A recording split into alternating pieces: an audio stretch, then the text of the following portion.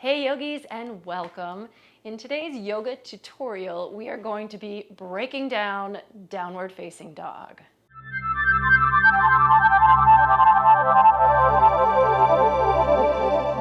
So welcome. If I haven't met you before, my name's Lorelei. This is Namasturm Yoga.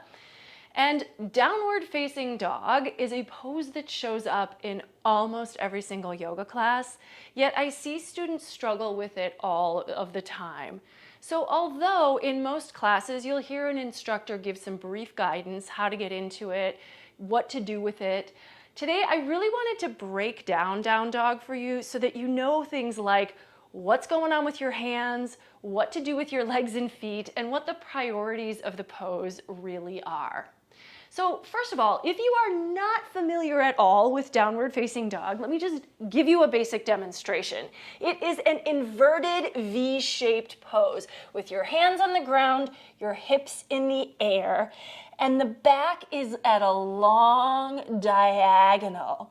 The heart presses towards the thighs, and for some people, the legs are long and straight and the heels come to the floor, but for most people, that does not happen, and I think that throws a lot of people off. So first of all, in downward facing dog, the hands are the root or foundation of the pose. We need the feet on the ground for balance, but the heels never need to get to the floor, and for most people they never will, and that's fine. You can have a perfectly beautiful downward facing dog with the heels always lifted and maybe even the knees bent, but the hands are where we're getting the foundation, the root, the structure of the pose. So here are like the top things that I see going on sometimes with people's hands that I try to suggest they adjust. Let's just put it that way.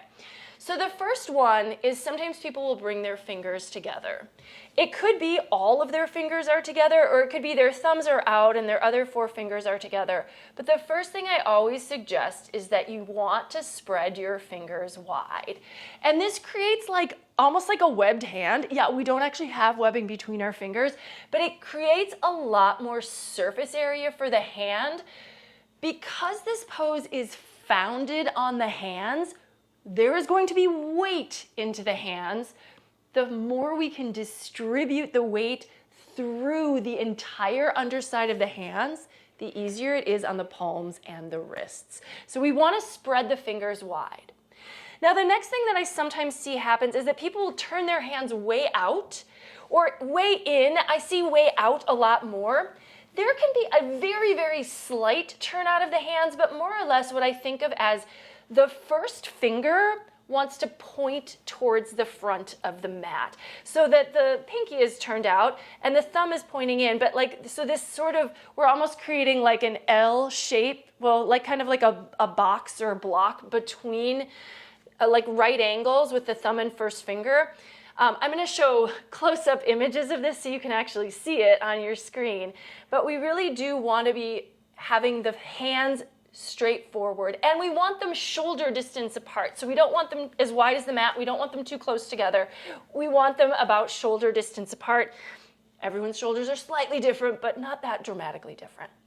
So that's the next thing, is we want to have our hands forward, not in or out. The next thing I sometimes see is people's hands cupping up off the ground. And I don't think people are doing this on purpose, but I think it sort of inadvertently happens that parts of their hand starts to lift, and like honestly the fingertips are on the ground and the base of the palm is on the ground, but the whole middle part of the hand kind of is lifting up off the ground.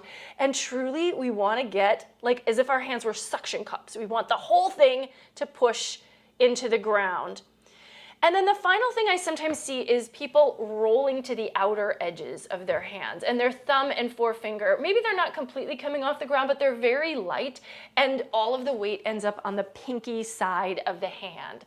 So again, we really want to try to distribute the weight through the whole hand, and this is actually somewhat challenging because we don't use our hands this way in everyday life. But here's what happens. When we have the entire underside of the hand on the mat, we can push the mat. Like we're actually trying to imagine we could go zoom and slide our hands off the mat. Now, if your mat is too slippery, that might actually happen, or if it's very sweaty. But really, we want to push forward and down with the hand as if we could push our hands off the front of the mat. But what really happens when we do that, if our hands are able to root into the mat, we push. And what happens is the rest of the body gets pushed up and away. And that's how we get the hips in the air, by pushing the hands down. Okay, the next thing I sometimes see with the upper body is people will bend their arms or they'll drop their elbows towards the ground. We really want a little lift with the arms up and away from the ground. And then the chest is gonna melt back between the upper arms, and the head, it just hangs down heavy. It should be completely free. It's not touching the ground. I'll tell just a quick story. When I was first doing yoga, I actually had a yoga instructor say to me, you know what, your head is so close to the ground, you can just bring it to the ground. And that can be true for some people if their shoulders are really flexible. But actually what was true for me is my shoulders were flexible and my arms were not strong at all. So I was dropping, everything was like falling, and I couldn't hold it up because my arms were so weak, so my head was just coming to the floor. Really what we want to start to do eventually, but this might take time, is build the arm strength so that we're lifting the upper arms away from the ground so that there's just plenty of space. We don't want to collapse into our shoulders completely. We want to lift up and then let the head hang. Alrighty, so now we got our hands down. We maybe have our hips in the air, but I also see sometimes people whose shoulders are right over their wrists. This is A, gonna be really hard on your wrists, and B, we're not working that dynamic diagonal of the pose. So how do you help yourself out if that's the case? Usually, when people have their shoulders way far ahead over their wrists, it's often because they've decided to straighten their legs. So that's always the first thing I suggest is like, listen, you do not need to have your legs straight. So if your shoulders are over your wrists, bend your knees a lot and then try to bring your belly to your thighs. You can have the knees bent that much that your stomach can come to your thighs, and push the hands down so that you can start to get your chest back. Now, at some point you're gonna be like, well, this feels weird. Okay, I need to start to walk my feet back and straighten my legs a little bit more. The pose doesn't ultimately have belly on thighs, but sometimes we have to give ourselves that suggestion to learn what it feels like to lengthen in the upper body. I'm also gonna put in another little video clip here that I did with my husband years ago when we were filming a video that shows like an actual hands-on maneuver that a yoga instructor can do. So an adjustment to help get the chest back and the hips up. Now, if you're practicing on your own at home, like you probably don't have access to someone who'll do this for you. But the idea is to help us to keep the shoulders back, because here's what sometimes happens is our shoulders are just like the shoulders are, I'm trying to demonstrate it a little bit, but the shoulders kind of come forward and the back starts to round. So if someone can put their hands on like your low waist and help you to lift up and push back, it sometimes teaches your body about the length you're trying to find. I think it can be really nice if you're struggling with down dog to have an in-person class at some point or have an instructor walk you through the pose, because sometimes it's just a matter of like your body is just not used to being here and it doesn't know what it's supposed to feel like, and you can't see yourself when you're in this pose. But if you're feeling like your shoulders are over your wrists and your arms are getting really tired and your wrists are getting sore, try bending your knees, moving your belly towards your thighs, and seeing if you can find more length in the upper body. And then you can work your legs. But if you start to straighten your legs and your shoulders get shoved forward again, go back to bent knees. I hope that makes some sense. Now the legs, here's the thing. If you can get the length in the upper body and you've got all that working, for some of you, your hamstrings might be open enough that you can start to straighten the legs and drop the heels to the floor. It doesn't ever have to happen, and if you've got tight hamstrings, you're probably mostly going to be working with bent knees and lifted heels. And that is just fine. But one of the things we often do when we first come to downward facing dog, like this is a really common instruction, I give it as well. We're gonna push the hands. So here's the instructions to get into it. So say we're coming into it from a tabletop. So do this part with me for sure. From a tabletop, we're actually gonna walk the hands a little further forward because we do need to have a good distance between our hands and feet. We're gonna spread the fingers wide. We're gonna push the hands forward and down until we start to feel those arms are lengthening. And then we're gonna lift the knees. And in response, we're gonna lift the hips, but notice the knees are still bent, they're still bent, they're still bent. We're gonna move the heart back towards the thighs. We're gonna let the head drop down and hang heavy. Now the knees are still really bent and the heels are lifted. So here's the instruction that we often will give in class, is to straighten one leg and drop that heel to the floor while the other knee stays really bent and the heel stays lifted. Maybe take a full breath here. So we don't need to bop back and forth real quick here.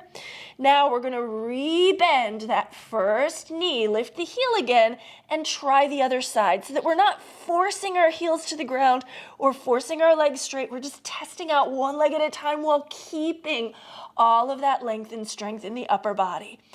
Now, when we're holding this pose, which sometimes we do for 5 breaths or maybe even longer, there is meant to be balance between effort and ease. Yes, it does take some effort to continue to push the mat forward and down away from you, but relax your neck, find ease, flow with the breath.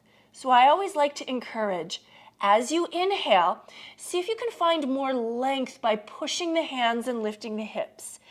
As you exhale, see if you can find more depth by melting your heart back, and maybe, just maybe, that's where you're dropping the heels or straightening the legs. Inhale, lengthen. Exhale, deepen. Follow your ujjayi. And then when all else is ready to give out, take your knees to the floor, bring your toes together, sit your hips at the heels, and take child's pose. Child's pose is always a decent backup plan if you are feeling too fatigued for downward facing dog. Child's pose is still practicing yoga. It is not taking a break from class. You are still in your practice, but it is more restful. It is more restorative. It is easier. And then coming back to down dog when you can. And I love this exercise, if you can do it, to help you get to down dog, because in child's pose, we have a pretty good sense of like the length of the arms to the hips. So if you can, lift your hips and tuck your toes. Now there is definitely still going to be some rounding in the back here that we maybe don't opt into for down dog, but in this pose, in this position, you can see how far the hips are behind the shoulders, and we want to keep them, even as they go up, the hips are back of the shoulders. So if you can straighten your legs without the shoulders coming forward, the shoulders are way behind the wrists, the hips are way up and back of the shoulders. We're not here, right? We're back. So some of it's visual, and so you might need to practice in a mirror for a while or have somebody else take a look at your pose. But once you start to understand the dynamics of it, your body will start to know what to do, and you won't have to think about it so much. I hope this is helpful. If you do have any other questions about the pose, please let me know in the comments, and then come and take a class with me. Once you have down dog under your belt, yoga opens up to you because so many poses flow in and out of downward facing dog. Also, if you would like to take full-length classes on a weekly basis so that you can get a regular yoga practice, I do have a Patreon where I'm offering weekly live yoga practices every single Monday night, 7:30 p.m. Central Standard Time, in the $25 a month tier. So I'm just gonna tell you that's what it costs, $25 a month. But if you go to a live studio class, you are gonna probably pay that much for one, maybe like 1.5 classes.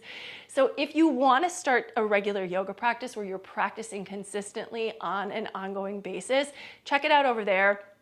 I give a lot of detailed alignment guidance in those classes not as much as we're doing here, right? It's not going to be tutorials. It's going to be a full flowing practice. But if that's something that you would like to do, I think that I would love to have you join me. Otherwise, just subscribe to my YouTube channel and follow me, because I've got like, I don't know, 300 other practices that you can take here for free as well. Give this video a thumbs up if it was helpful to you. And if you learned anything new about down dog, leave that in the comments as well, because I'd love to hear what was helpful to you so that I know if I'm giving guidance that is useful to you guys out there who might still be struggling with that good old downward facing dog. It should feel good to you at the end of the day. That's what I got. Take care and namaste. Bye-bye.